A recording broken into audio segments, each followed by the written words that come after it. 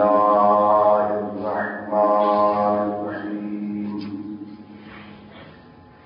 الحمد لله رب العالمين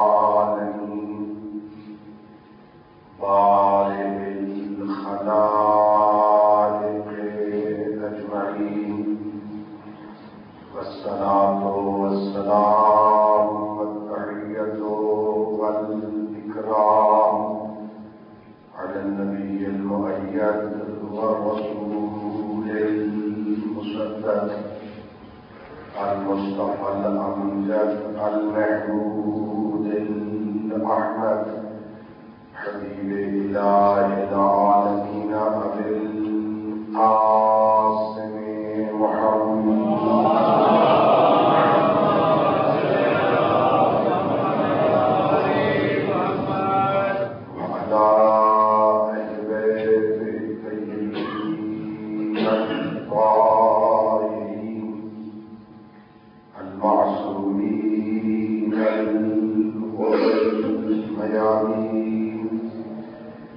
الذين أذهب الله عنهم الرجس وطهرهم تطهيرا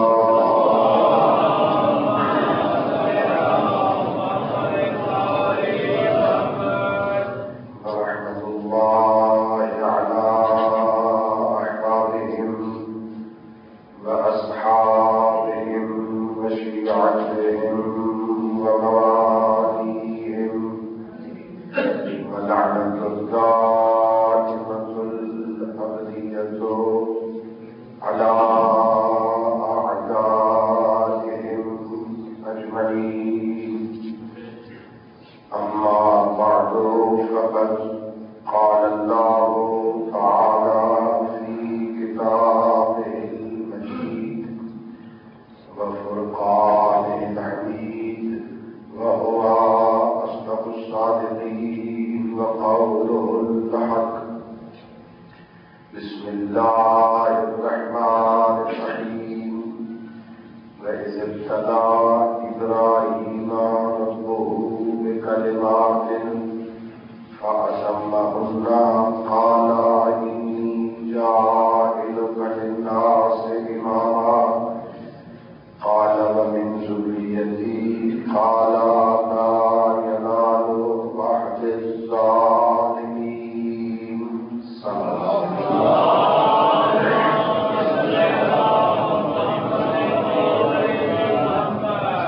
خالق کائنات بحق محمد اہل بیت محمد علیہ الصلوۃ والسلام ہم سب کی اس عبادت کو اپنی بارگاہ میں قبول فرمائے.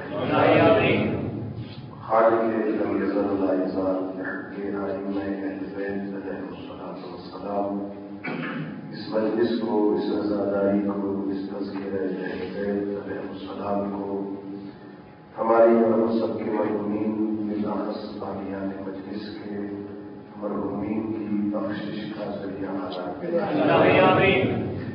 رب کائنات بحق حسین بن علی علیہ الصلوۃ والسلام ہم سب کو اپنے پیشواؤں کی سیرت طیبہ کو سمجھنے اور اس پر عمل کرنے کی توفیق عطا فرمائے. اپنی اس عظیم عبادت کی قبولیت کے لیے بلند ترس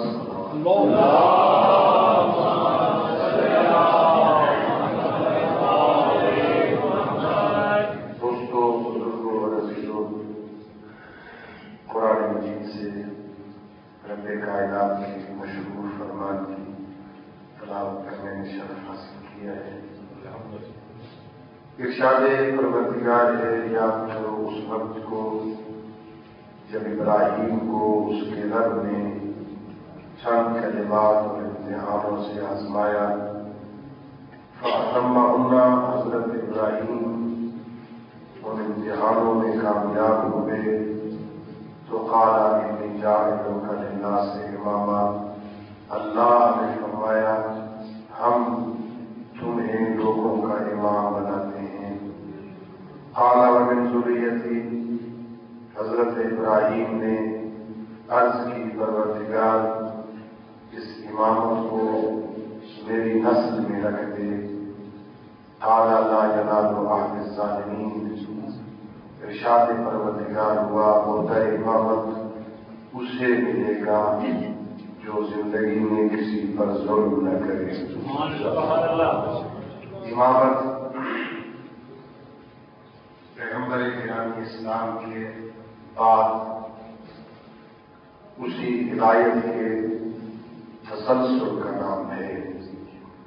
اللہ نے ہدایت کا جو سسٹم، ہدایت کا جو نظام وضع فرمایا تھا، اپنے بندوں کو صراط مستقیم دکھانے کے لیے، انہیں آداب بندگی سکھانے کے لیے جو نظام ہدایت اللہ نے وضع فرمایا تھا، جو کبھی نبوت کی شکل میں تھا، کبھی رسالت کی شکل میں تھا، اسی نظام ہدایت کا نام ہے امامت۔ نبیوں کا کام احکام خدا کو لینا، رسولوں کا کام اس احکام خدا کو، ان احکام خدا کو لوگوں تک پہنچانا، اور امام کے ذمہ ہے اس پیغام الہی کی حفاظت کرنا۔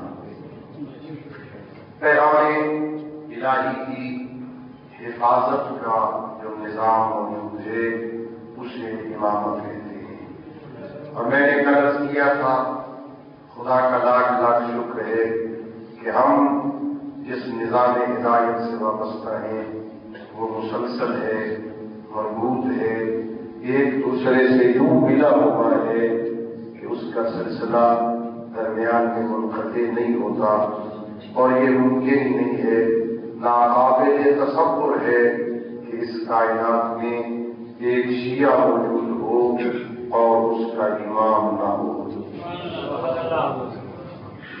ہر دور میں کسی نہ کسی رنگ میں، کسی نہ کسی شکل میں اللہ نے اس سسٹم کو باقی رکھا ہے، اور جس نظام سے ہم وابستہ ہیں ہمارے پاس ادلہ موجود ہیں، یقیناً اس نظام ہدایت سے وابستہ رہنے والے لوگوں کے لیے نجات ہے۔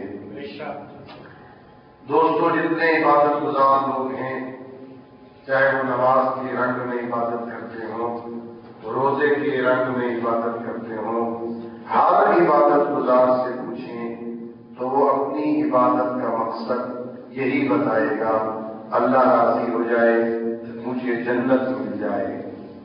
سارے عبادت گزار جنت کی خواہش میں عبادت کرتے ہیں، لیکن تشیع وہ عظیم مکتب ہے کہ سارے لوگ جنت کے مشتاق نظر آتے ہیں، اور علی کے شیعہ وہ ہیں جنت جن کی مشتاق نظر آتے ہیں۔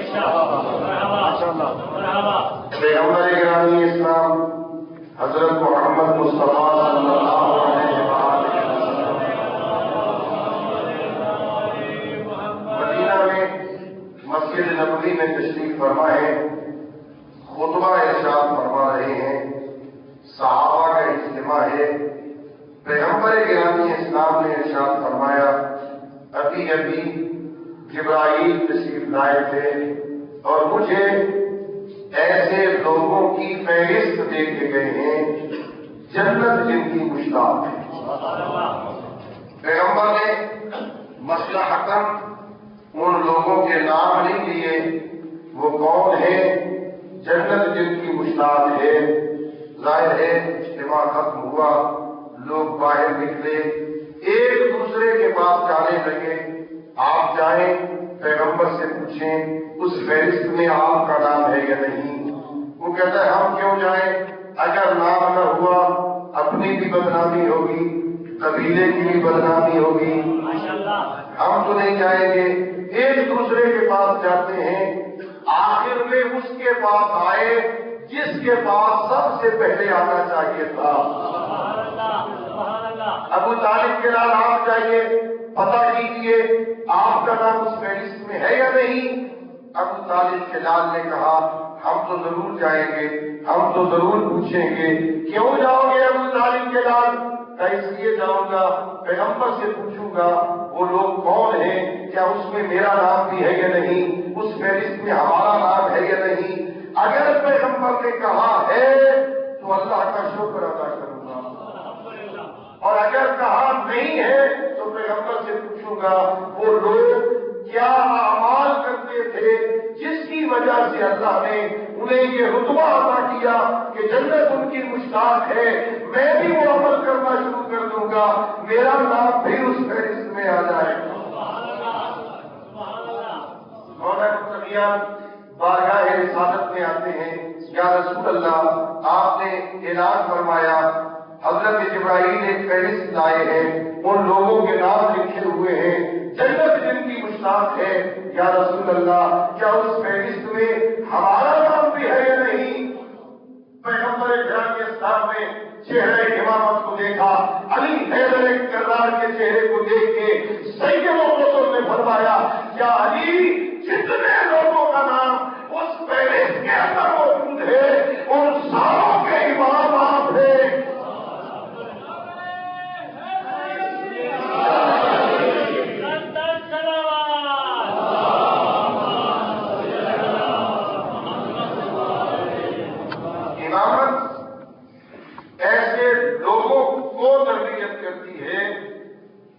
جو کردار کی منزل میں وہاں پہنچتے ہیں جنت جن کی مشتاق ہوتی ہے، وہ ابو ذر ہیں، وہ سلمان ہیں، وہ مقداد ہیں، وہ عمار ہیں، کتنے عظیم رنگ میں تربیت پاتے ہیں، جنت ان کی مشتاق ہوتی ہے۔ اور جب کوئی بارگاہ امامت سے اس مکتب اہل بیت سے تربیت حاصل کرتا ہے ان کے اندر جرأت پیدا ہوتی ہے، ان کے اندر طاقت پیدا ہوتی ہے، ان کے اندر اخلاقی طاقت آتی ہے، اور پھر اس تربیت کے اثر میں بس وہ اللہ سے ڈرتے ہیں۔ اور یہ طے ہے دوستوں، جو اللہ سے ڈرتا ہے وہ اللہ کے علاوہ کسی سے نہیں ڈرتا، جو اللہ سے ڈرتا ہے ہر کوئی اس سے ڈرتا ہے۔ اور میں نے طالب علم ہونے کے ناطے ان میں جب حضرت امام خمینی رحمۃ اللہ علیہ کے خطابات سنے تو ایک خطاب میں نے سنا کہ خمینی ان سے کم اپنی تقریر کے دوران قسم کھا کے کہتے ہیں واللہ خدا کی قسم یہ خمینی آج تک اللہ کے علاوہ کسی سے نہیں ڈرا ہے۔ جو اللہ سے ڈرتا ہے پھر وہ اللہ کے علاوہ کسی سے نہیں ڈرتا، اس میں جرأت پیدا ہوتی ہے، اس میں طاقت آتی ہے، بڑے بڑے بادشاہوں کے سامنے کلمہ حق کہنے سے نہیں گھبراتا۔ یہ درس کربلا کا ہے، یہ درس کربلا کا ہے، علی کا درد زندگی کی موت ہے، بلند سلام۔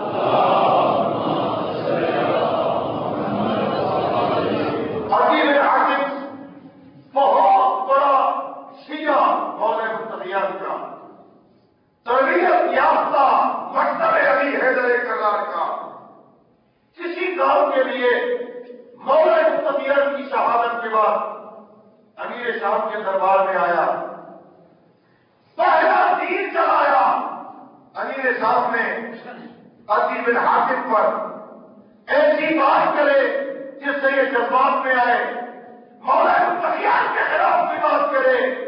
3 بیٹے علی کے جنگ صفین میں جنگ ہو گئے تھے، پہلا سوال کیا تھی طارق طارقہ اور طارق کہاں ہے؟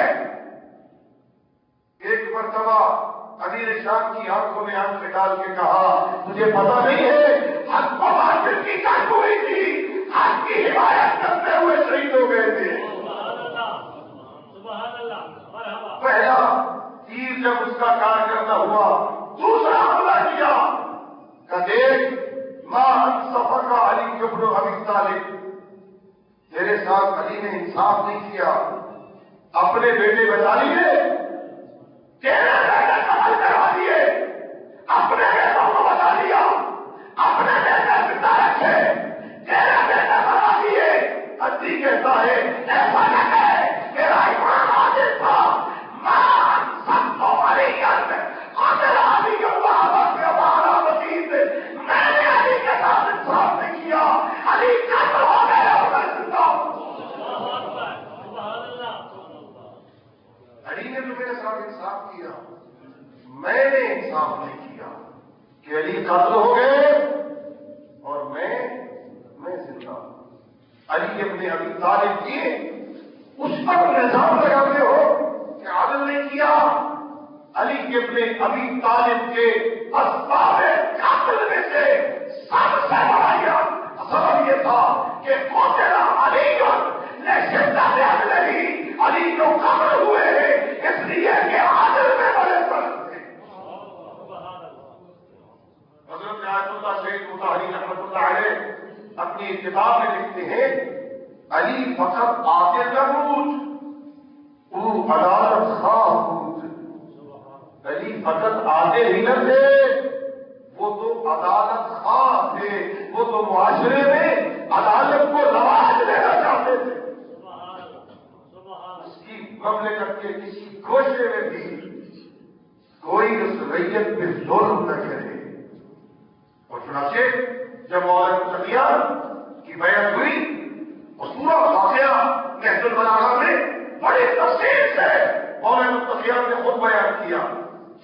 لوگ اس طرح آئے دروازہ علی پر کہ مولانا متقیان فرماتے اتنا ہجوم تھا، قریب تھا کہ میرے حسنین لوگوں کے پیروں کے تلے روکنے آئے۔ ہمارا مولانا متقیان کی پھٹ گئی، لوگ بیان کرنا چاہتے ہیں یقیناً سے انصاف آیا۔ تو مولانا متقیان کہتے ہیں اگر بیعت کرنا ہی چاہتے ہو تو یہاں نہیں ہوگی، چلو اللہ کے گھر میں مسجد میں آئے گئے، وہاں بیعت ہوگی۔ مسجد میں آئے، منبر رسول پہ آنا چاہتے ہیں، ایک دم ہے کہ علی منبر رسول کے سامنے رکھے، لوگ انتظار کر رہے ہیں، منبر کا زینہ تو بچا کوئی نہیں، 4 زینے تھے، ایک پہ پیغمبر بیٹھے، 3 نیچے والے زینوں پر باقی علماء بیٹھے۔ آج دیکھتے ہیں ابو طالب کلام کرا بیٹھتا ہے، جناب علی حیدر کرام نے اپنا قدم بڑھایا، پہلے سینے پہ قدم رکھا، دوسرے سینے پہ قدم رکھا، تیسرے سینے پہ قدم رکھا، اور مولا مولا بیٹھے جوان نبی کے کرتے تھے۔ باتیں ہونے لگی، شیوا بولیاں شروع ہو گئی، پیغمبر کی مسجد پہ بیٹھ کے، نبی کی جگہ پہ بیٹھ کے، جہاں سیدنا محمد ایسا کرتے تھے، مولانا متقیان کے خطبے میں مولا خود فرماتے باتیں بنا رہے ہو، آتا مراتا مستور من البشر، یہ تو منبر لکڑی کا بنا ہوا ہے، ابھی تو مولا نبوت کے ساتھ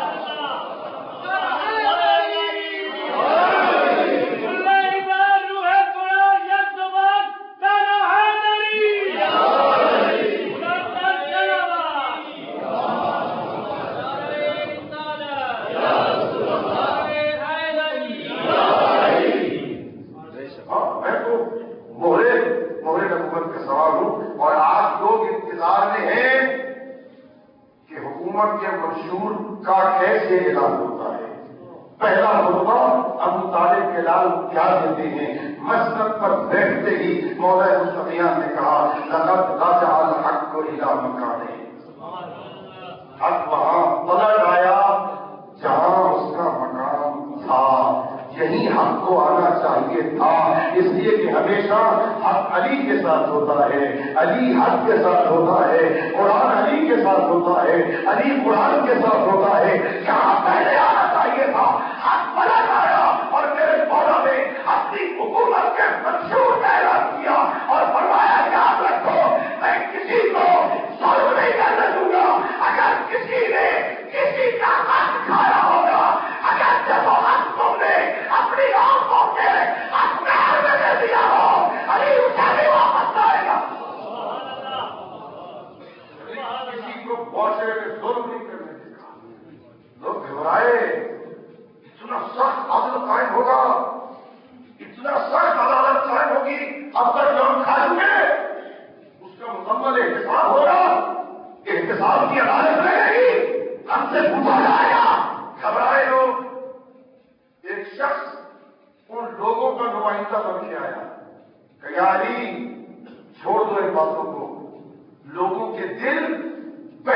لحاظ سے زخمی ہیں. آپ نے کسی کے باپ کو مارا, آپ نے کسی کے بھائی کو مارا, آپ نے کسی کے بیٹوں کو مارا. لوگوں کے دلوں میں پہلے ہی آپ کے بارے میں کینہ موجود ہے. آپ اتنا سخت عادل قائم کر دیجیے, لوگ تمہارا دشمن بنائیں گے. میں نے آپ کے مولا نے کہا سارے باتوں کو بتا دو, میں نے جنہیں قتل کیا تھا کیا علی کی ان کے ساتھ ساتھ کی دشمنی تھی؟ میں نے انہیں قتل کیا تھا کہ میں حق کا نمائندہ تھا. وہ اسلام دشمنی کر رہے تھے اس لیے ان کو قتل کیا تھا. ہاں میری کوئی ذاتی دشمنی نہیں تھی ان لوگوں کے ساتھ. پھر وہ کہنے لگے ایسا کرو کوئی نیا سسٹم کا بناؤ, ابو طالب کے ساتھ جیسا پہلے لوگ کرتے رہے ویسا کرتے رہو. ہمیں اگر آپ زیادہ نہیں دینا چاہتے تو کم از کم اتنا نہیں دیا ہے جتنا پہلے آپ دیا کرتے تھے. میرے آقا نے کہا جا کے سوچو, اگر میں ان کا خلیفہ ہوتا تو وہی کرتا جو وہ کرتے رہے. میں تو محمد عربی کا خلیفہ.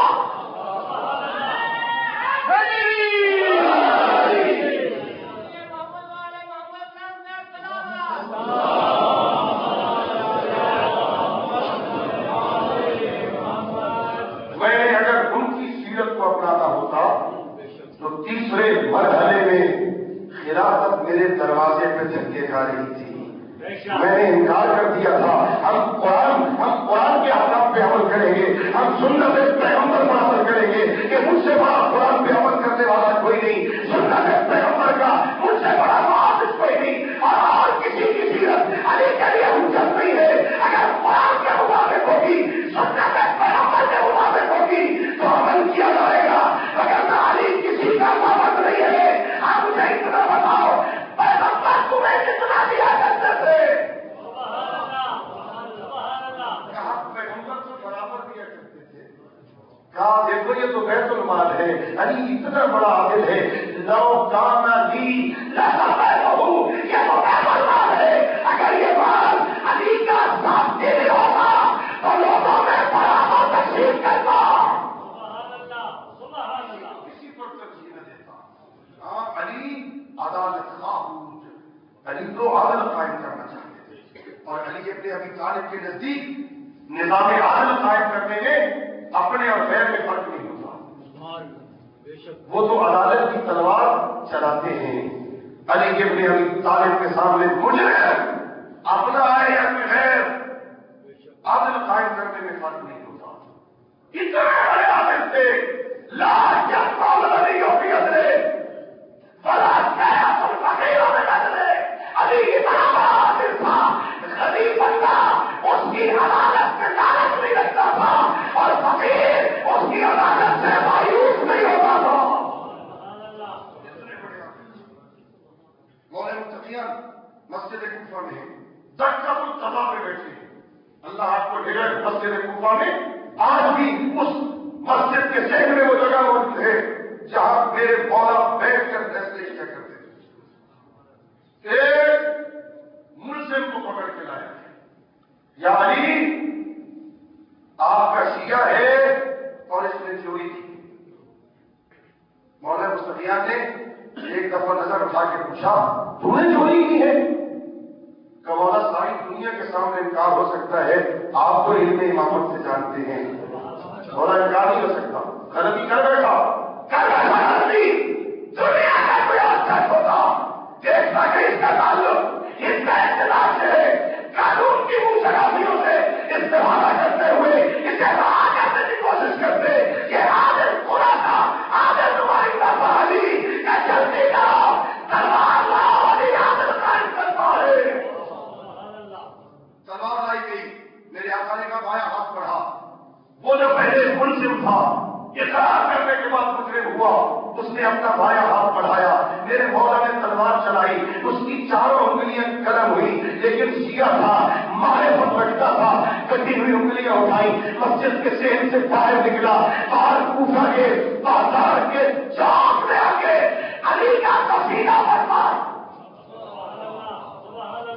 ابن کعبہ خارجی آ کے کہتا ہے تو عجیب شیعہ ہے, اس نے تیری انگلیاں کاٹ دی, تو کھڑا بازار میں اس کی تعریفیں کر رہا ہے, عجیب شیعہ ہے, ہاں اس مومن نے کہا عجیب میں نہیں ہوں، عجیب تو ہے کیا پاؤ جس نے دنیا میں سزا دے کر آخرت کے عذاب سے بچا دیا اور کسی کا خالی کے لائق نہیں بول کر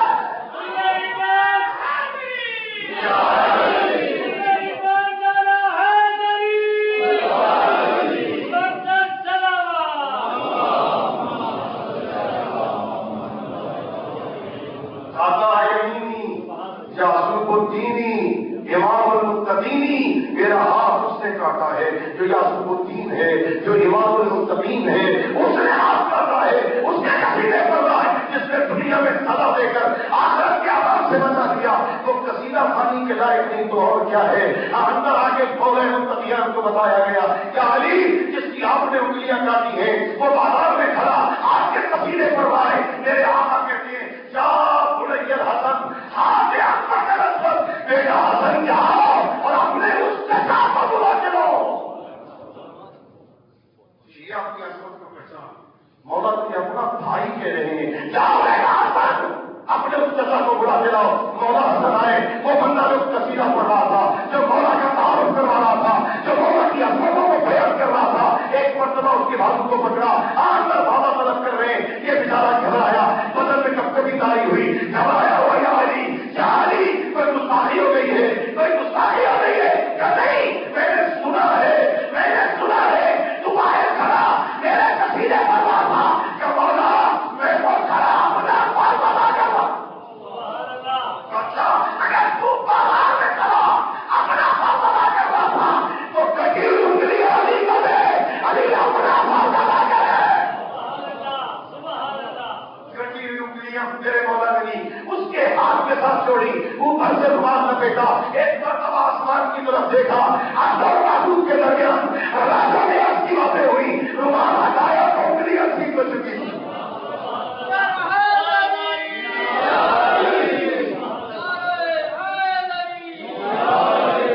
میں عرض کروں گا مولا آپ تو امیر المومنین ہیں، اگر آپ پہلے ہی اسے معاف کر دیتے تو کسی کو حد اعتراض نہ تھا، اگر انگلیاں جوڑنی ہی تھی تو کاٹی کیوں؟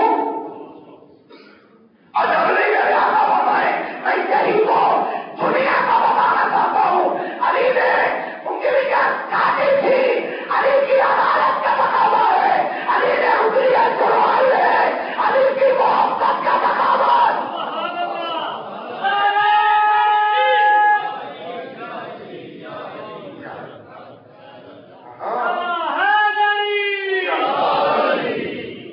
ہم نے انگلیاں کاٹی ہیں، علی کی عدالت کا تقاضا ہے، ہم نے خدا کی بارگاہ میں دعا کر کے اسے انگلیاں لے کر دی ہیں تو یہ علی کی محبت کا تقاضا ہے۔ میرے مولا یہی درس دینا چاہتے ہیں کہ ہماری ولایت کا کلمہ پڑھنے والوں اگر غلطیاں کرو گے، اگر گناہ کرو گے، اگر جرائم کا ارتکاب کرو گے، اگر اللہ کی نافرمانی کرو گے، عذاب سے نہیں بچ سکو گے، سزا سے نہیں بچ سکو گے، لیکن سزا پانے کے بعد مایوس نہ ہونا، ہماری محبت کام آئے گی۔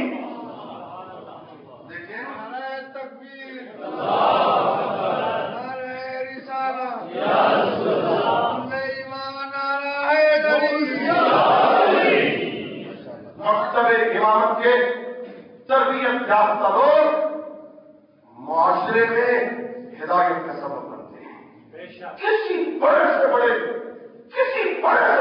حکمران سے بھی گھبراتے نہیں ہیں، دعوت حق دینے میں، کلمہ حق کہنے میں گھبراتے نہیں ہیں، مشکل سے مشکل وقت میں بھی انہیں احکام خدا یاد رہتے ہیں۔ پھر بہت بڑا ایک اور شیعہ میرے مولا کا رشید حجری پکڑ کے لے جایا گیا، 12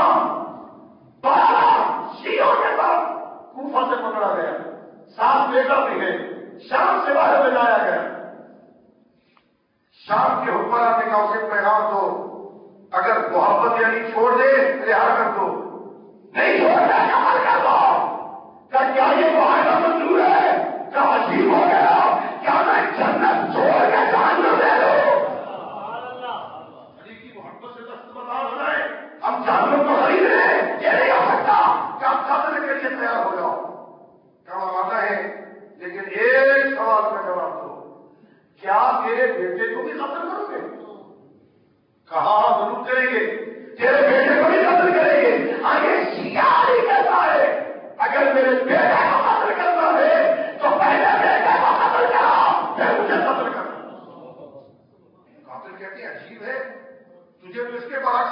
یہ سب کہ تو بوڑھا ہے جوان بیٹے کو تڑپتا ہے نہیں سکے گا کر نہیں میں نے بڑی مشکل سے بڑی محنت سے اس کے دل میں علی کی محبت پیدا کی ہے کہیں بات کو برستا ہوا دیکھ کے یہ گمراہ نہ ہو رہا ہے اسے میرے سامنے قتل کرو تاکہ محبت علی میں شہید ہو جائے یہ پہلے جنت میں جائے میں اس کے بعد جنت میں جاؤں میرے سامنے آپ کرو یہ تربیت تھی بیٹے کو پہلے قتل کیا پھر جب اس کے باپ کو قتل کرنے کے لیے آئے کیا قتل کرنا چاہتے ہو نا کہ ایسا کرو میرے لیے پہلے غسل کا استعمال کرو میں اپنی زندگی میں غسل شہادت کرنا چاہتا ہوں حکم شریعت ہے جس کو پتا ہو میرے مرنے کے بعد مجھے غسل نہیں کیا جائے گا تو اپنی زندگی میں غسل حیات کر سکتا ہے کیا پانی کا انتظام کرو میں غسل کرنا چاہتا ہوں کہ ہمارے پاس کوئی انتظام نہیں ہے ہم میرے غسل کا بندوبست کرتے تھے علی کا شیعہ تھا کہ اگر تم نے علی کا شیعہ کو اتنا مجبور سمجھا میں اپنے ہاتھوں کو اٹھایا پروردگار بارش برسا اتنی موسلادھار برسا کہ میں اس بارش میں کھڑے ہو کر غسل شہادت کر سکوں ادھر سے بادل اٹھے بارش برسنے لگی موسلادھار بارش کے تلے کھڑے ہو کر غسل شہادت کرتا ہے ساتھی کہتے ہیں اتنا جو مجھے وہ دعویٰ ہے اتنا جو میری دعائیں قبول ہوتی ہے پھر یہ دعا کر اس قابل سے ہوتا ہے کہ عجیب بندے میں کوئی اللہ کا انتظار کر رہا ہوں علی کی محبت میں مارا جاؤں میں جس وقت کا انتظار کر رہا تھا میرے امام بتا کے گئے تھے تم دیکھتے رہنا میرے امام نے بتایا تھا جب میرا سر جلن ہوگا میرا سر ابھی زمین پہ نہیں جائے گا زمین سے پانی کا فوارہ نکلے گا جو راستے میں میرے سر میں استعمال کرے گا اگر یہ دیکھا تو علی کی محبت سے قابل ہو جانا اگر ایسا نہ ہو تو چھوڑ جانا ہاں اس کو ظالم کہنے لگے اور جلدی کر سر چکا ہم تیرا ساتھ کام کریں اس جملے کے لیے میں نے یہ باتیں آپ کی خدمت میں عرض کیا ہے شیعہ وہ ہے مشکل وقت میں بھی جسے آقا نے خدا یاد رہتے ہیں کہتے جلدی کر سر چکا کہ میں ہر چیز سر نہیں چکاؤں گا سر نہیں چکاؤں گا کیا کیوں نہیں چکاؤ گے کہ اللہ قرآن میں کہتا ہے لا تعاونوا علی الاثم والعدوان گناہ میں کسی کے ساتھ تعاون نہ کرو مجھ کو ہے گناہ قتل کرنا ایک گناہ ہے اس گناہ میں سر چکا کے میں تمہارے ساتھ شریک نہیں ہو سکتا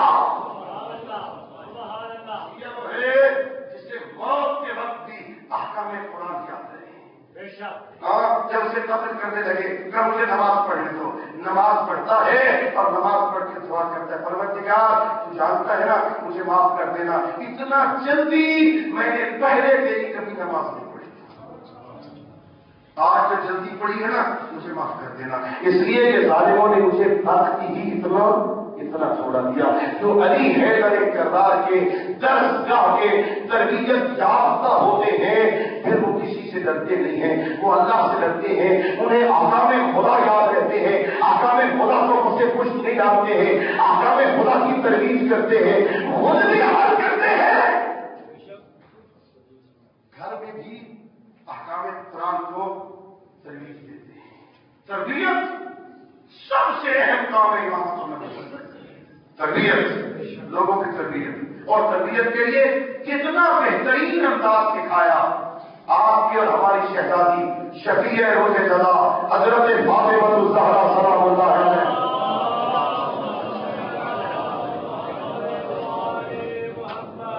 بیوی کے دونوں پسند پیغمبر کہتے ہیں امامان قاما اور قعدا یہ دونوں پسند میرے امام ہیں بیٹھے رہے تو بھی امام ہے قیام کرے تو بھی امام ہے پیغمبر نے کہا امام ہے لیکن جناب سیدہ تربیت کے اصول کیا بتاتے ہیں پیغمبر گرامی اسلام مسجد میں درس دیتے ہیں جناب سیدہ اپنے گھر میں ہوتی ہیں جیسے ہی حضرت امام حسن مجتبی علیہ السلام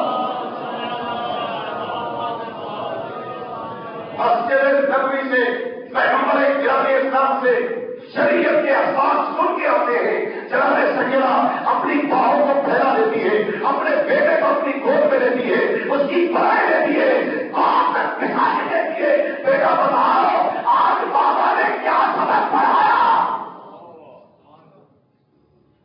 جناب سیدہ وہ سبق مولا متقیان کے سامنے نقل کرتی ہے. آج پیغمبر اسلام نے یہ آیت پڑھی, آج بابا نے یہ حدیث پڑھی, آج بابا نے یہ سبق دیا, آج بابا نے یہ درس دیا, آج بابا نے یہ سکھایا ہے. مولا متقیان پوچھتے ہیں اے فاطمہ, اے بنت پیغمبر, آپ تو مسجد نبوی میں ہوگی نہیں, آپ کو یہ کون بتاتا ہے کہ میرا بیٹا حسن وہی کی ترجمانی کرتا ہے؟ اچھا کل ہم آئیں گے, ہم بھی اپنے کانوں سے سنیں گے, ہم بھی اپنی آنکھوں سے دیکھیں گے ہمارا لال وہی کی ترجمانی کیسے کرتا ہے. مولا متقیان دوسرے دن ذرا جلدی آتے ہیں, پردے کے پیچھے چھپ جاتے ہیں. امام حسن آتے ہیں, اپنی ماں کی گود میں بیٹھتے ہیں, اپنی ماں کی گود میں بیٹھ کر اپنے دانے کا پڑھایا ہوا سبق دوہرانا چاہتے ہیں. آج وقت زبان میں لغت پیدا ہوتی ہے.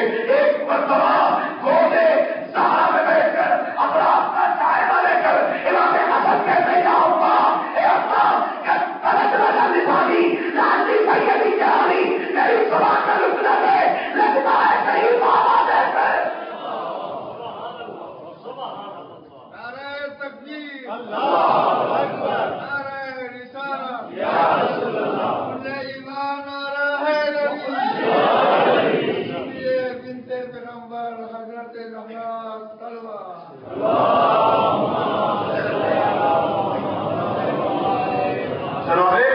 جناب سیدہ عالمہ میرے معلمہ ہے, اپنے مسجد میں بولنے والا تک سن کے قیامت پر کرنے والی اپنی ساری غریبوں کو تربیت کا انداز دے رہی ہے کہ تمہارے بچے جب ہمارے سے آئے انہیں اپنی گود میں لے لو اور ان سے پوچھو آج کیا سیکھ کے آئے. آج کہاں گئے تھے, کس محفل میں گئے تھے, کہاں سے کیا سبق لے کے آ رہے ہیں؟ اگر کوئی اچھا سبق لے کے آئے ان کی بنائے لو, ان کو اپنی گود میں بٹھاؤ, ان سے پیار کرو, ان کو پیار دو. اور اگر خدا نخواستہ کسی غلط محفل سے آئے ہیں کہیں پر اپنے بچے کی تربیت کرو, کہیں پہلی منزل میں روکو, کہیں پہ روک لو اپنے بچے کو, اس محفل میں بنا لے دو, کہیں پر اس کے لیے ماں استعمال کرے اور بچے کو بھی سکھائے آئندہ اس محفل میں نہیں جانا جہاں تربیت نہ ہوتی ہو, جہاں اخلاق برباد ہوتے ہو. ایسے پروگراموں میں مت جانے دو بچوں کو. اور میں کبھی کبھی عرض کیا کرتا ہوں, اور ایک میڈیا کے پروگرام میں بھی میں نے عرض کیا تھا, گفتگو ہو رہی تھی کہ یہ میڈیا اخلاق کو برباد کر رہا ہے, یہ میڈیا بچوں کی تربیت نہیں کرنے دیتا, یہ میڈیا نسلوں کو برباد کر رہا ہے. تو میں نے عرض کیا تھا اگر ٹیوی پروگرام میں یہ طاقت ہے کہ یہ اخلاق کو برباد کر سکتا ہے تو قرآن میں بھی اتنی طاقت ہے کہ وہ اخلاق کو برباد سکتا ہے. سبحان اللہ, سبحان اللہ.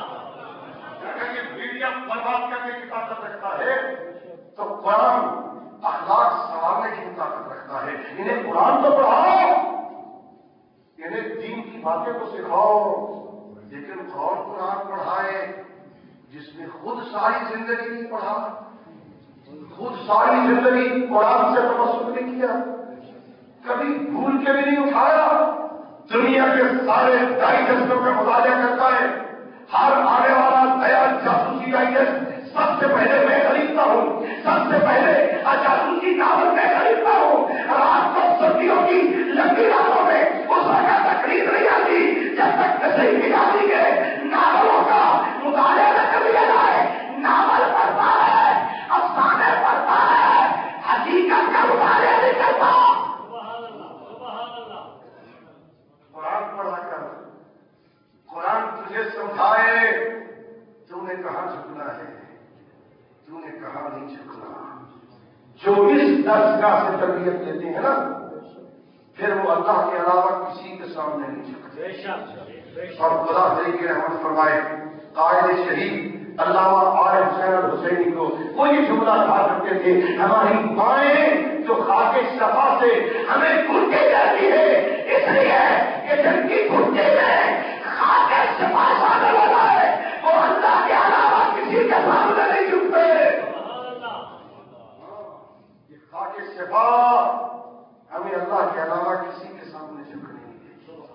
لیکن جہاں جھکنا چاہیے وہاں تو جھکو، جہاں آئمہ کہیں وہاں تو جھکو، جہاں پیغمبر کہیں وہاں تو جھکو، جہاں قرآن کہے وہاں تو جھکو۔ اور اس جھکنے میں اتنا مزہ ہے، اتنا لطف ہے کہ تیرے اور میرے معصوم حاجی آدھی رات کو تابو سے شمالی نقل کرتا ہے، آدھی رات کا وقت تھا، میں مکہ گیا، آدھی رات کے بعد خانہ کعبہ کی زیارت کے لیے گیا، آدھی رات کا وقت تھا، میں اس لیے دیر سے گیا کہ اس وقت رش کم ہوگا، میں تسلی سے طواف کر سکوں گا، میں تسلی سے خانہ کعبہ کے پردوں کو پکڑ کے اپنے رب کی بارگاہ میں ملاقات کر سکوں گا۔ آدھی رات کے بعد جو گیا میں نے عجیب منظر دیکھا، ایک جوان ہے جو خانہ کعبہ کے پردوں سے لپٹا ہوا ہے اور موٹے موٹے آنسو بہا کے خدا کی بارگاہ میں ملاقات کر رہا ہے اور کہہ رہا ہے پروردگار الہی قد نعمت العیون نظارت النجوم انت الحی القیوم۔ اے پروردگار آنکھیں سو رہی ہے، اے پروردگار ستارے خاموش ہو گئے، نہیں تو حی القیوم ہے، اے میرے پروردگار سارے بادشاہ اللہ قدر ملوک بادشاہ اپنے دروازے بند کر کے سو گئے، بابا کا مفتوح للسائلین، تیرا دروازہ کھلا ہے، کوئی مانگے میں اسے عطا کروں۔ جو کہہ رہے پروردگار جیتوکا یہ تنظر الیک نظرۃ الرحیم یا ارحم الراحمین، میں تیری بارگاہ میں اس لیے آیا ہوں کہ تو مجھ پہ نظر رحمت کر، اے ارحم الراحمین۔ میں گھبرایا، اتنی دقیق ملاقات کرنے والا، اتنی دقیق ملاقات کرنے والا، اتنی گہری ملاقات کرنے والا کون ہو سکتا ہے؟ میں تو قریب آیا، دیکھا اذا علی زین العابدین، امام سے میں گھبرا گیا، میں نے رونا شروع کیا ہوتا، آپ تو پسند رسول، آپ تو پسند رہا، آپ تو پسند علی ابن ابی طالب۔ اگر آپ کی ملاقات کا یہ انداز ہے، مولا ہماری حالت کیا ہوگی؟ میرے رونے کی آواز میرے آقا نے سنی، آنکھیں کھول کے کہا کون ہے میرے اور میرے رب کے درمیان حائل ہونے والا؟ دور ہو جا کہ مولا میں کم سے یہ مانی ہوں۔ مولا ہی کیا کیفیت بنائی آپ نے؟ کہتا یا یوسف یا باؤس دور ہو جا، سارے باتوں کو میں تو اس وقت کو یاد کر کے رو رہا ہوں جب سارے رشتے ٹوٹ جائیں، جہاں کوئی رشتہ کام نہیں ہے۔ ہمارے پیشوا تربیت کر رہے ہیں، خدا کی بارگاہ میں گر گڑانے کا طریقہ کیا ہے، خدا کی بارگاہ میں رونے کا انداز کیا ہے، اپنے رب کی بارگاہ میں رونے میں جو مزہ لینے لگتے ہیں، خدا ہم کو دوست معاشرے میں انہیں عزت اور سرفرازی عطا کرتے ہیں، اللہ رب العزت انہیں معاشرے میں بلند مقام عطا کرتا ہے۔ اور یہ گھر کی تربیت سے کام شروع ہوتا ہے، پھر مدرسے کی تربیت ہوتی ہے، اور یہ تربیت مشکلات میں مضبوط رکھتی ہے۔ اور مجھے اس ممبر کے تقدس کی قسم، یہ زینب کی تربیت تھی جو جناب سیدہ نے بچپن میں کر دی تھی۔ اگر تربیت پا کے نہ آئی ہوتی تو شام غریبہ تو مر گئی ہوتی۔ جس کا عباس جیسا بھائی مارا جائے، جس کا اکبر جیسا بھتیجا مارا جائے، جس کا قاسم جیسا بھتیجا پامال ہو جائے، جس کا حسین جیسا بھائی یوں مارا جائے کہ مارے جانے کے بعد لاش کو پامال کر دیا جائے، وہ زندہ رہنے کے قابل نہیں ہوتی، اس کے خیمے جلا دیے جائیں اور اس کی چادروں کو لوٹ لیا جائے اور اس کے ہاتھوں میں رسیاں ڈالی جائیں، وہ زندہ رہنے کے قابل نہیں ہوتی۔ زندہ جو رہ گئی تو ماں کی گود سے سیکھ کے آئی تھی، میں نے کیا کرنا۔ آج یکم سفر کا چاند طلوع ہو گیا، آج علی کی بیٹی شام پہنچی ہے، اس مشکل منزل پہ آئی زینب، اس مشکل مقام پہ پہنچی علی کی بیٹی، جس کو یاد کر کے سید سجاد 35 سال ہوتے ہیں، جب کبھی کسی نے پوچھا اے علی زین العابدین سب سے زیادہ مسائل کہاں پہ آئے، میرے مولا کے منہ سے نکل گیا الشام الشام الشام. ہمیں شام کے بازاروں میں کیوں کھینچا جاتا تھا، اور جیسے ہم افریقہ کے غلام، اور جیسے ہم بے وارث ہو، اور جیسے ہمارا کوئی نہ ہو، اور لوگ تماشا دیکھنے آتے تھے. آئے ادادارو، علی کی بیٹی اس بازار میں آئی، اللہ تمہیں بھیجا ہے، میں وہ جگہ دیکھ کے آیا ہوں. کتابوں میں ایک بازار ابھی دیا ہے، میں نے وہاں جا کے دیکھا علی کی بیٹی ایک بازار میں نہیں، چھوٹے بڑے 35 بازار رکھے آئے. کبھی اس بازار اور کبھی اس بازار، کبھی اس گلی میں لے لائی گئی. یہ منزل اتنی مشکل تھی. علی اکبر جب الوداع کہنے کے لیے سید سجاد کے گلے ملے تھے، ایک مرتبہ سید سجاد نے کہا تھا اے اکبر بھائی، باہر موت کا بازار کرا دے، تو جوان ہے میں بیمار ہوں، میرے ساتھ تبادلہ کر لے، میں تیری جگہ شہید ہو رہا ہوں، تو میری جگہ شام چلا جا. علی اکبر نے کہا تھا سید سجاد کربلا میں مرنا آسان، میں کیسا میدان لیتا، کبھی اس بازار کبھی اس بازار. آئی تو جان اور شام کا بازار. سید سجاد اس مشکل منزل پہ آئے، اتنی بھیڑ تھی ادادارو، میں نے روایتوں میں پڑھا. اور جب زینب کبریٰ اس بازار سے گزر رہی تھی، اتنی بھیڑ تھی، زینب کبھی بازار کی اس دیوار پر جا لگتی، کبھی بازار کی اس دیوار.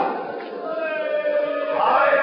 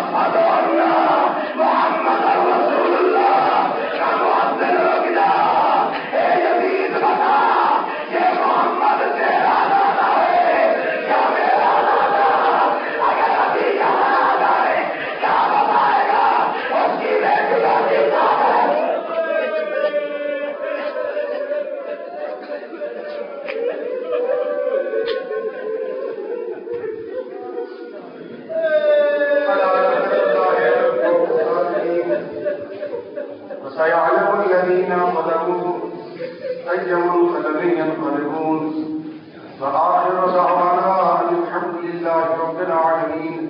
اللهم صل على محمد وآل محمد وعجل فرجهم. پروردگار ہماری اس طرح کی عبادت کو قبول فرما. پروردگار اس طرح کی عبادت کا ثواب کثیر عطا فرما. پروردگار مجھے اپنی عظمت کا واسطہ ہمیں قرآن کی تلاوت کی توفیق عطا فرما. احکام قرآن کو سمجھنے اور اس پر عمل کرنے کی توفیق عطا فرما. ہمیں اپنے پیشواؤں کی سیرت طیبہ پر عمل کی توفیق عطا فرما. پروردگار ہم سب کو دنیا میں عزت اور آخرت میں شفاعت اور تیرے بے نصیب فرما. ہمیں اپنے پیشواؤں کے سامنے ہر قسم کی شرمندگی سے نجات عطا فرما. پروردگار مجھے اپنی عظمت کا واسطہ بیماروں کو شفا عطا فرما. مخصوص مریض ہیں پروردگار میں صحت عطا فرما. ایک مومن اسپتال میں داخل ہے پروردگار اسے صحت کاملہ عطا فرما. پروردگار مجھے اپنی عظمت کے واسطہ بے اولادوں کو اولاد نبی عطا فرما. پروردگار حاضرین کی حاجات کو پورا فرما. پروردگار دنیا میں اپنے علاوہ کسی کا محتاج نہ بنا. پروردگار دہشت گردوں کا قلع کما فرما. سرپرستوں کو تباہ برباد فرما. مکتب اہل بیت کی حفاظت فرما. مراد اعظام کو پورے حیات عطا فرما. پروردگار بار میں کائنات ولایت امام عادل کے ظہور میں تعظیم فرما. ہمیں امام زمانہ کی معرفت نصیب فرما. اس مرکز کو پروردگار ہمیشہ ذکر الہی سے معمول فرما. ذکر حسین سے آباد و شاد فرما. پروردگار ان کے معاونین کی توفیقات خیر میں اضافہ فرما. پروردگار ہماری دعاؤں کو قبول فرما. اللهم صل على محمد وآل محمد وعلى